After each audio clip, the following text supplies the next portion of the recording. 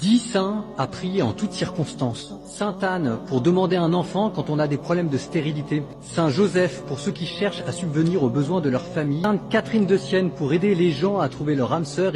Saint Michel Archange pour aider à lutter efficacement contre le diable. C'est la raison principale pour laquelle nous disons clairement que les chrétiens sont des purs polythéistes, quand bien même eux de leur côté pensent être monothéistes. À partir du moment où vous donnez un droit qui est exclusif à Allah, donc l'invocation, puisque c'est le cas ici, à autre que Allah, vous commettez de l'association majeure. Vous donnez à autre que Allah une capacité qui est exclusive à Allah. Et à ce moment-là, vous avez mécru.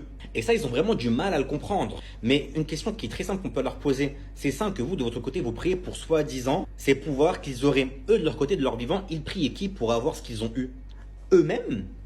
Et c'est encore une énième contradiction qui est tellement simple à regarder dans leur dogme. Parce que eux, de leur côté, pensent que en priant ces saints-là, on aura une sorte d'intermédiaire envers ce qu'ils appellent le Père. Alors que non, il faut demander directement à Allah. Ça, c'est des choses qui n'appartiennent qu'à Allah comme droit. Il n'y a pas que les musulmans qui disent qu'ils sont complètement polythéistes. Vous demandez aux juifs, ils vont dire la même chose, pour les mêmes raisons. Que ce soit de par les représentations qu'ils ont, que ce soit de par le fait qu'ils adorent littéralement, du coup, des saints. On ne parle pas de demander de l'aide à un mécanicien qui peut réparer ta voiture. Ça, c'est complètement mondain.